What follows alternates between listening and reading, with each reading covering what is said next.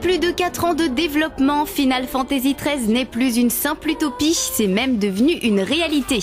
Une réalité qui n'a d'ailleurs pas tardé à se transformer en succès puisque le jeu s'est écoulé déjà à plus d'1 million d'exemplaires le jour de sa sortie. Il faut bien avouer que ce 13e épisode a la lourde tâche de prouver au monde entier que le RPG japonais est loin d'être mort et qu'il est surtout capable de se réinventer. Le changement est d'ailleurs le principal leitmotiv de cet épisode, à commencer par un background qui fait fi de toute référence à l'heroic fantasy pour se consacrer à un univers de science-fiction plutôt pessimiste. Ouais. L'histoire prend place d'ailleurs à Cocoon, cité céleste dont l'équilibre va voler en éclats suite au conflit qui oppose les humains aux Fal'Cie, sorte de divinité capable d'assouvir n'importe qui grâce à leur pouvoir et d'en faire un El'Cie, à savoir un être maudit.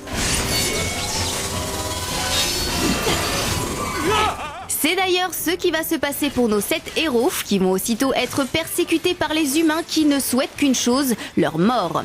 Mené par le tandem Lighting et Snow, les principaux protagonistes, le joueur va donc se lancer dans une nouvelle épopée pleine de promesses et surtout fabuleusement mise en scène. Car il faut bien avouer que la principale qualité de ce Final Fantasy XIII n'est autre que sa réalisation, véritable vitrine technologique pour la PlayStation 3 et la Xbox 360.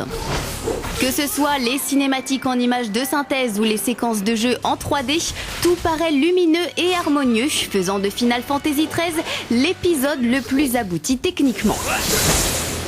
Si le titre de Square Enix se montre brillant graphiquement, c'est surtout au niveau du gameplay qu'on remarque les plus gros changements. Si l'on a toujours affaire à des phases de combat au tour par tour, ce système a néanmoins été modernisé pour s'adapter aux exigences du moment. Ainsi, il est désormais possible d'effectuer plusieurs actions en un seul tour grâce à l'utilisation du Active Time Battle qui apporte une souplesse et une dimension stratégique totalement inédite pour le genre. Mieux, grâce à l'Optima Change, on peut carrément switcher d'une configuration d'attaque à une autre quasiment en temps réel.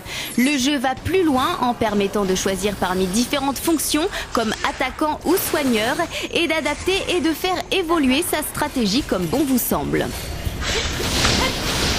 Seulement voilà, si Final Fantasy XIII parvient à offrir un système de combat neuf, moderne et en adéquation avec le temps, toute la dimension d'exploration a été supprimée. Terminez donc les heures de balade dans des villes et autres cités bondées de monde, fini les discussions et les interactions avec des personnages tiers. Ici, on se contente d'aller d'un point A à un point B en suivant de longs couloirs, certes magnifiques mais ultra dirigistes.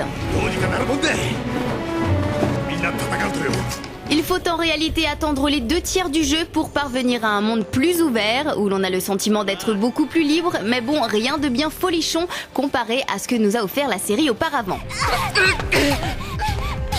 On aime ou on déteste, mais une chose est sûre, la saga Final Fantasy se veut plus grand public que jamais. Cela dit, Final Fantasy XIII possède de sérieux arguments pour tenir le joueur pendant de longues heures de jeu, à commencer par son scénario captivant, un système de combat très intéressant et une réalisation tout simplement exceptionnelle. La note Jeu Actu, 16/20.